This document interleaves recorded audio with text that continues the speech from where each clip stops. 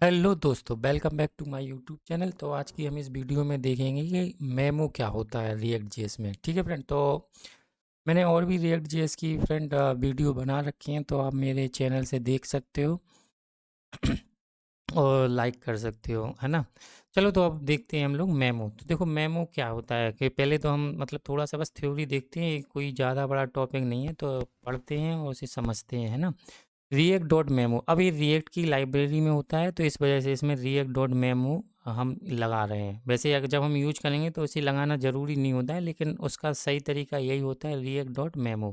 ठीक है, is a higher order component in React that optimise functional component by preventing unnecessary rerender. अब देखो क्या होता है कि आप अगर जब ऐप बना रहे होगे तो आप उसमें काफ़ी सारे चाइल्ड कंपोनेंट बना के इंक्लूड करते जाओगे, है ना।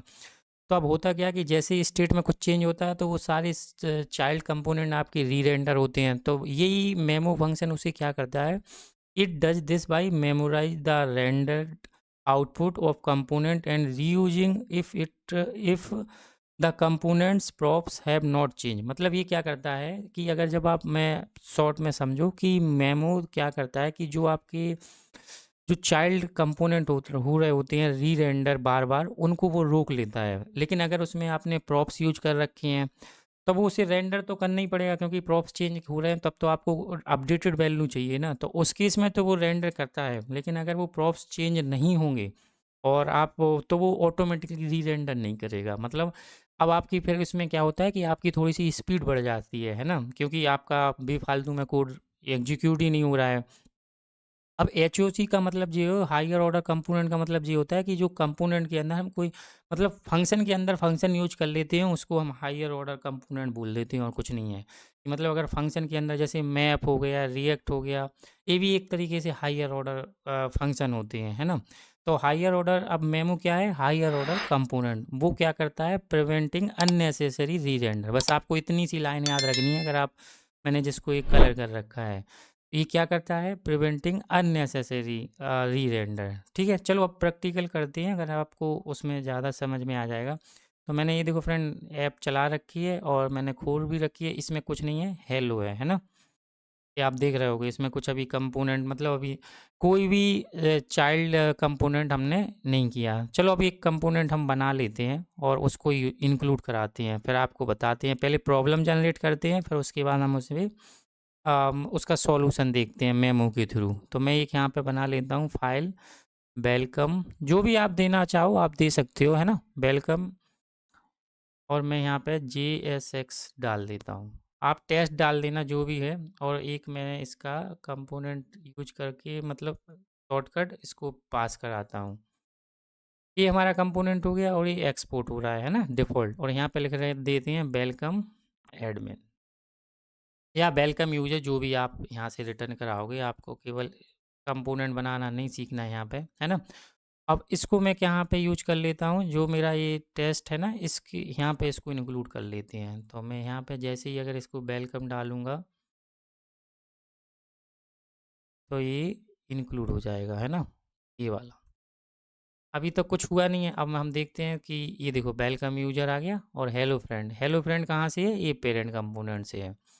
अब हम क्या करते हैं कि अब आपको मैं प्रॉब्लम बताता हूँ। एक प्रॉब्लम बनाने के लिए हमें एक स्टेट लेनी पड़ती है, तो मैं एक स्टेट ले लेता हूँ, है ना। उसको मैं डाल देता हूँ नेम कॉमा सेट नेम, और यहाँ पे ले लेते हैं यूज स्टेट, और यहाँ पे मैं ब्लैंक असाइन कर देता हूँ इसको। और यहाँ पे है, मैं एक टेक्स्ट फील्ड ले लेता हूँ, इनपुट टाइप टेक्स्ट, और यहाँ पे मैं वैल्यू डाल देता हूँ। क्या डालना है वैल्यू, चलो मैं नेम ही डाल देता हूँ, है ना, ये वाली। और इसको मैं नेम डाल देता हूँ। ऑन चेंज पे इसको चेंज कर देते हैं, कुछ नहीं है। ऑन चेंज पे हम क्या करते हैं, एक यहीं पे एरो फंक्शन ले लेते हैं, इवेंट करके उसकी वैल्यू सेट कर देते हैं। तो सेट का के लिए नेम क्या है, सेट नेम, है ना, ये वाला। और इसमें हम डाल देते हैं E dot target dot value. ठीक है, और ये हो गया। इसके बाद हम यहाँ पे इसको यहीं पे क्लोज कर देते हैं। तो इसको ठीक है, देखते हैं कुछ एरर आ रही है या नहीं आ रही है, नहीं आ रही है ना। और यहाँ पे हेलो फ्रेंड है। अब मैं इसको हटा देता हूँ, इसका कोई रोल ही नहीं है ना।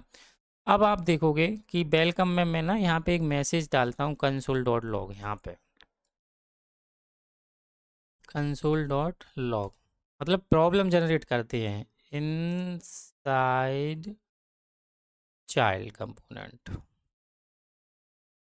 ठीक है, जो भी आप मैसेज डालना चाहते हो वो डाल दो।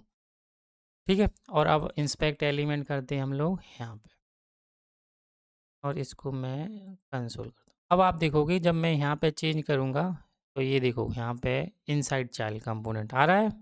मैं थोड़ा सा ऊपर कर देता हूँ, फिर से क्लियर कर देता हूँ। मैं जैसे यहाँ पे लिखूँगा विकास, ये देखो इनसाइड चाइल्ड कंपोनेंट है ना।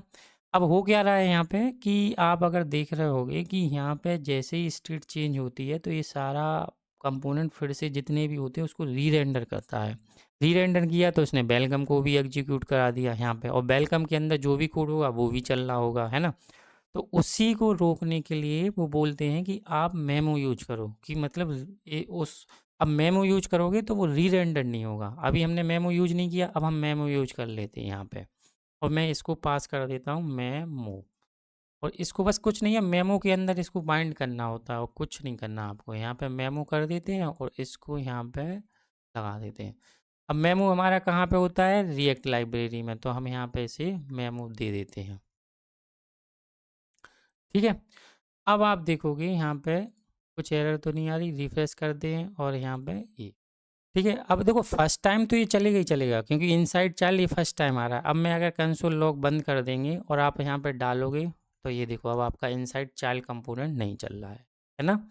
ये नहीं चल रहा ना, क्योंकि अभी आ रहा था ये इनसाइड चाइल्ड, तो अब नहीं आ रहा। तो बस यही होता है कि मेमो हमें उन सारे चाइल्ड कंपोनेंटों में लगाना होता है कि जिससे आपकी बेफालतू में जो भी आपकी री रेंडरिंग हो रही है वो ना हो। अगर आप इसमें कुछ जो भी मतलब आपको लग रहा है कि यहाँ से स्टेट कोई जानी है, उसे चेंज करनी है, तो यहाँ से आप जो स्टेट अगर चेंज होगी तो उस केस में वो चेंज होगा। अब जैसे मैं यहाँ पे अगर मैं यहाँ पे स्टेट पे डिपेंडेंसी डाल देता हूँ कि भाई मेरी ना एक स्टेट यहाँ पे जानी है ये वाली। ठीक है, अब आप देखोगे आप जैसे ही आप चेंज होगा तो अब आपका यहाँ पे आने लगेगा, ये देखो, क्योंकि अब उसे पता है कि आपने यहाँ पे स्टेट पास की है तो उसे लेटेस्ट स्टेट चाहिए होगी, तो वो वहाँ पे री रेंडर करेगा। अगर स्टेट नहीं आप इसको पास करोगे यहाँ पे तो फिर वो री रेंडर नहीं करेगा। ये देखो अब मैं यहाँ पे करूँगा, अब नहीं कर रहा है। तो मतलब अगर स्टेट के केस में आपकी जो भी स्टेट अपडेट हो रही होंगी उस केस में तो वो कर देगा, अदरवाइज वो नहीं करेगा। जिससे आपको क्या होगा कि थोड़ा सा स्पीड आपकी इम्प्रूवमेंट रहती है, और ये सजेस्ट भी करता है रिएक्ट कि आप उसको मेमो के अंदर बाइंड करके चलो।